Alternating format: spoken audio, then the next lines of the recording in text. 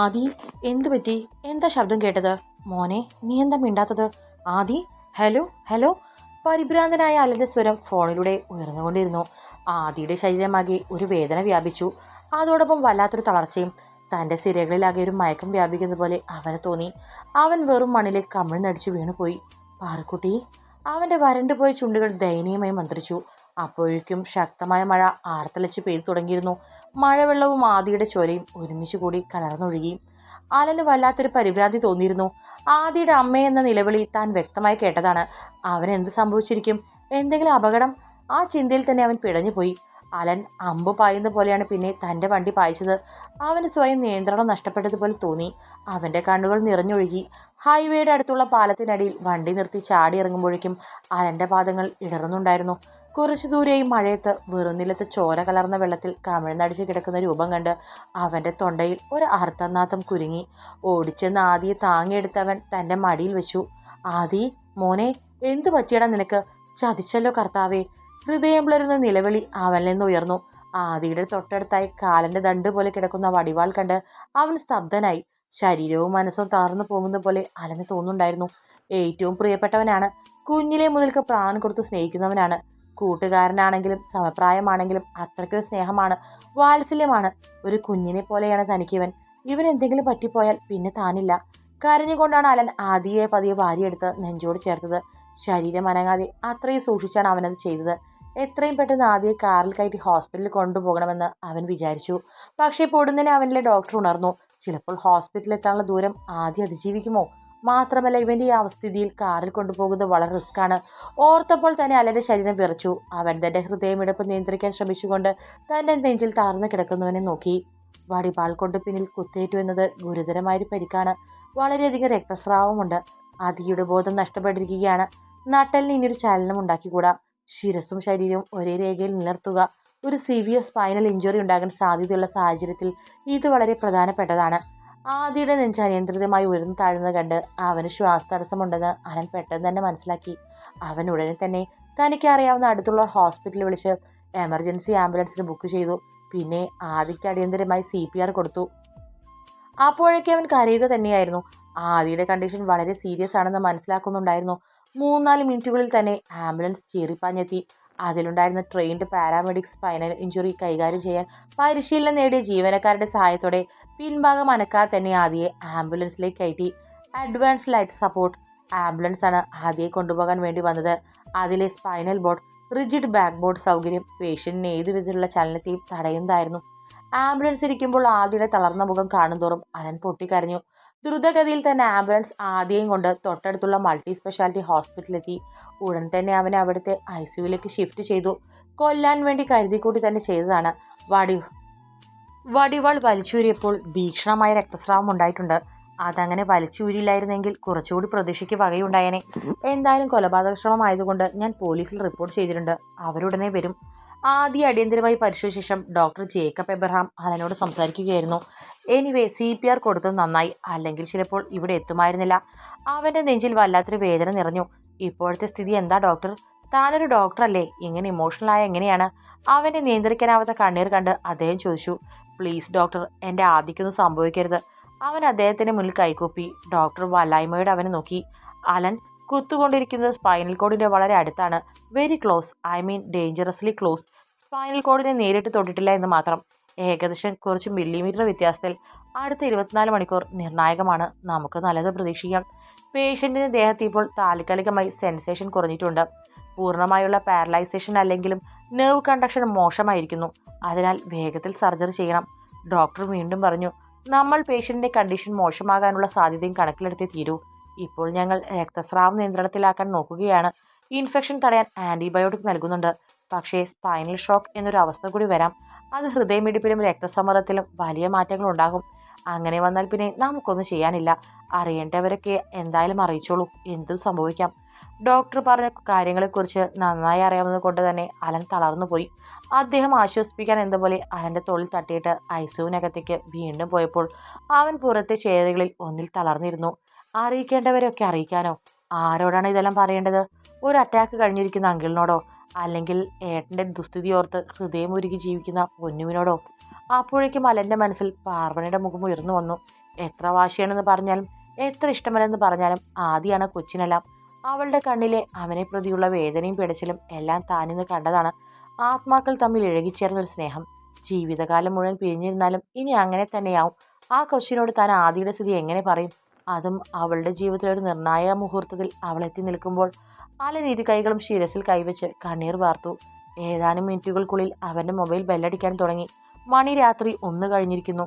മൊബൈലിൽ തെളിഞ്ഞത് പാർവണയുടെ പേരായിരുന്നു. അത് കണ്ടതും അലന്റെ സങ്കടം അധികരിച്ചു. അവളോട് എന്ത് പറയണമെന്ന് അറിയാത്തതിനാൽ അവൻ ഫോൺ എടുത്തില്ല. പക്ഷേ മൊബൈൽ നിരന്തരം ബെല്ലടിച്ചുകൊണ്ടേയിരുന്നു. ഗത്യന്തരമില്ലാതെയാണ് അലൻ ഫോൺ എടുത്തത്.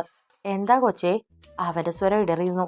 അല്ലുവേട്ടാ, എന്നെ വിളിക്കാമെന്ന് പറഞ്ഞിട്ട് വിളിച്ചില്ലല്ലോ. അദ്ദേഹം എവിടെ? കൊച്ചിതുവരെ ഉറങ്ങിയില്ലേ? പാതിരാത്രി ആയല്ലോ. അവളെ എങ്ങനെ നേരിടണമെന്ന് അറിയാത്തതിനാൽ അവൻ ചോദിച്ചു. അല്ലുവേട്ടന് ശബ്ദം എന്താ വല്ലാതിരിക്കുന്നത്? അദ്ദേഹം എവിടെ? അവൾ വല്ലാതെ ചകിതയായി. അവൻ വീട്ടിലെത്തി കിടന്നു. ഇത്രയും സമയമായില്ലേ? ഞാൻ വിളിച്ചിരുന്നു. പിന്നെ ഞാൻ റോഡിലാ. എൻ്റെ വീട്ടിലേക്ക് പോവുകയാ. പാർവണ ആശ്വാസത്തോടെ നിശ്വസിച്ചു. അദ്ദേഹത്തിന് കുഴപ്പമൊന്നുമില്ലല്ലോ അല്ലുവേട്ടാ? എനിക്ക് ആൾ ഇവിടുന്ന് പോയത് മുതൽ എന്തോ പോലെ തോന്നുന്നു. അതുകൊണ്ട് ചോദിച്ചതാ. പാർവണയുടെ ശബ്ദം ഇടറി. ഏയ്, എന്തു കുഴപ്പം? ഇതൊക്കെ മോളുടെ തോന്നലാ. പിന്നെ ആദിക്കൊന്നും വരാതിരിക്കാൻ മോൾ പ്രാർത്ഥിക്കണം. അവന് ഒരുപാട് ബുദ്ധിമുട്ടും പ്രശ്നങ്ങളും ഉണ്ടെന്നറിയാമല്ലോ. മോളുടെ പ്രാർത്ഥനയിൽ അവനെ അതിൽ നിന്നെല്ലാം കാത്തോളും. അലൻ തന്റെ ശബ്ദത്തിലെ ഇടർച്ച നിയന്ത്രിച്ചുകൊണ്ട് പറഞ്ഞു. നിറഞ്ഞു കവിയുന്ന കണ്ണുനീർ അവൻ ഇടയ്ക്കിടെ ഷർട്ട് ഉയർത്തി തുടച്ചുകൊണ്ടിരുന്നു.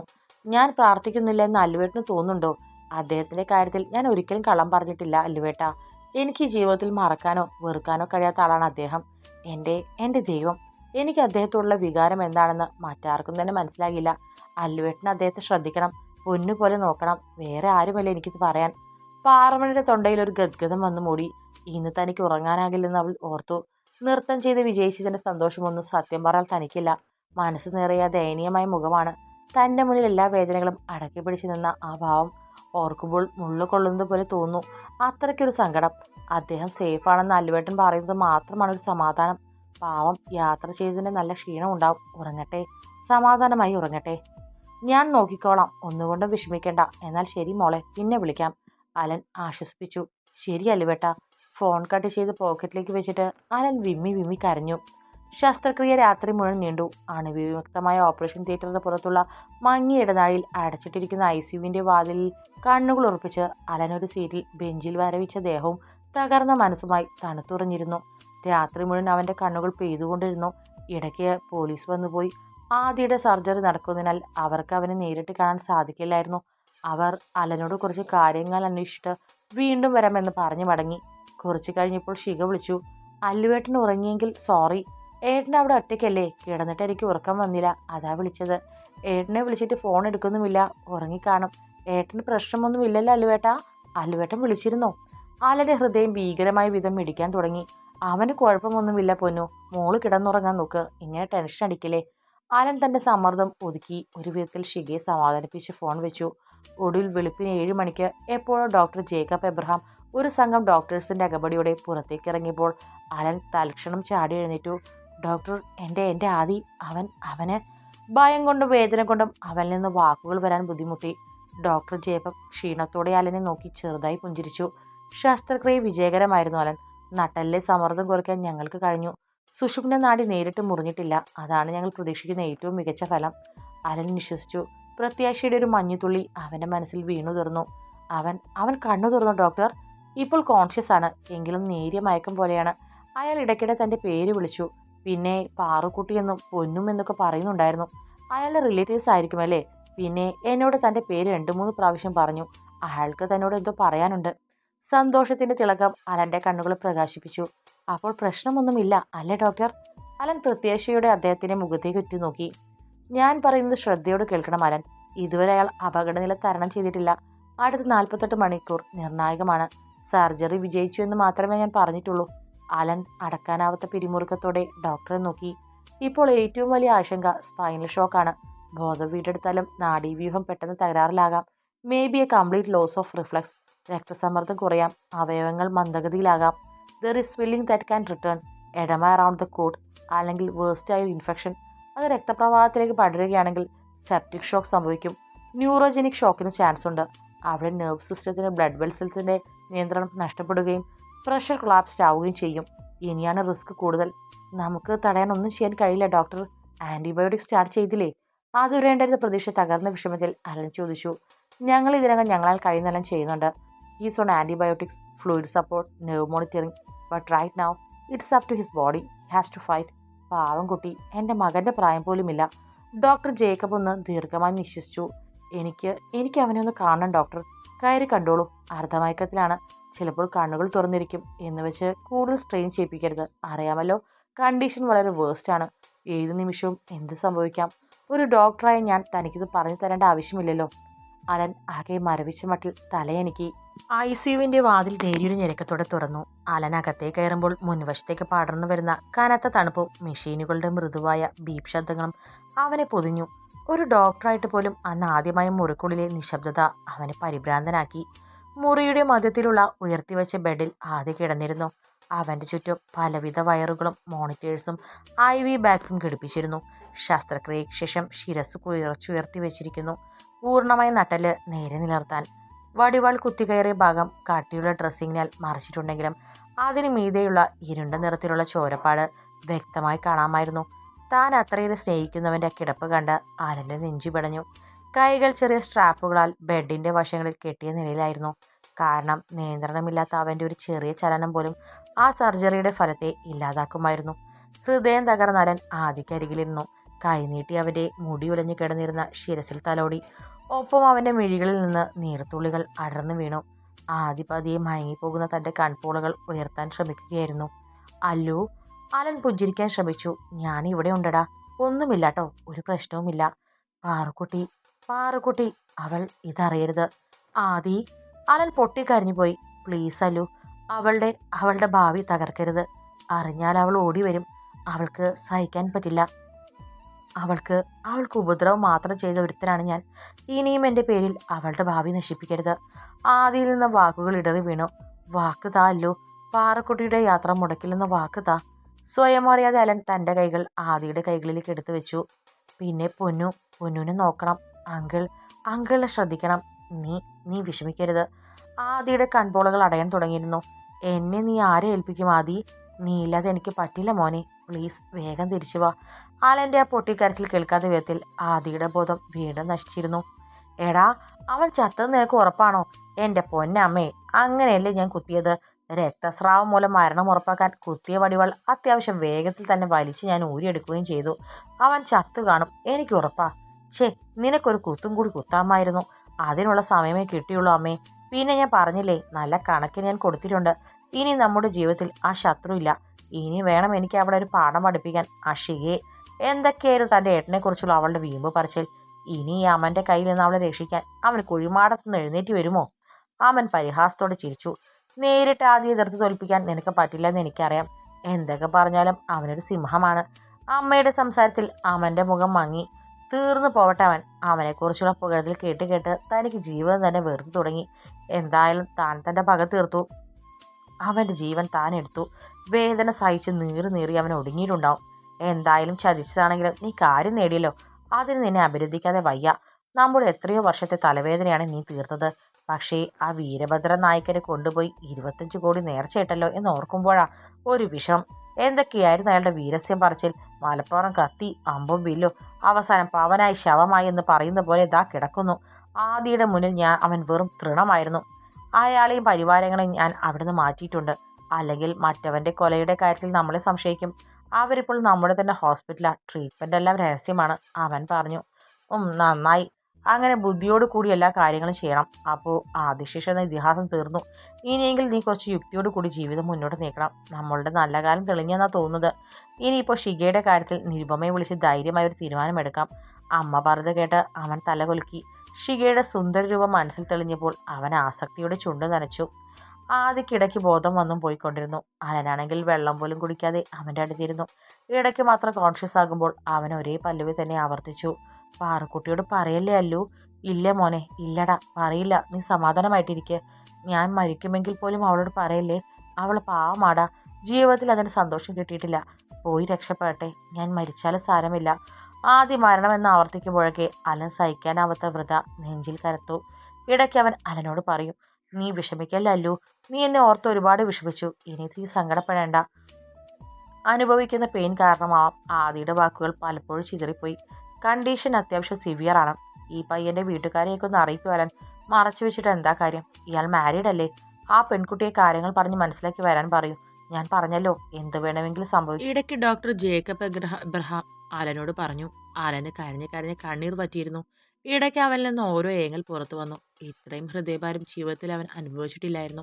അവൻ ആദിയുടെ കാലിൽ നെറ്റിമുട്ടിച്ച് കരഞ്ഞു. ആദി, ഒന്ന് തിരിച്ചു വാടാ. എന്തൊക്കെ കടന്നു വന്നാണ് നീ? ഇത്രയൊക്കെ അനുഭവിച്ചത് ഇങ്ങനെ തോറ്റു പോവാനാണോ? പ്ലീസ് മോനെ. ആദിയിൽ ചലനമൊന്നും ഉണ്ടായിരുന്നില്ല. ആലൻ ഫോണെടുത്ത് ഷിഗയെ വിളിക്കാൻ ഒരുങ്ങിയ സമയത്ത് അവിടെ നിന്ന് കോൾ വന്നു.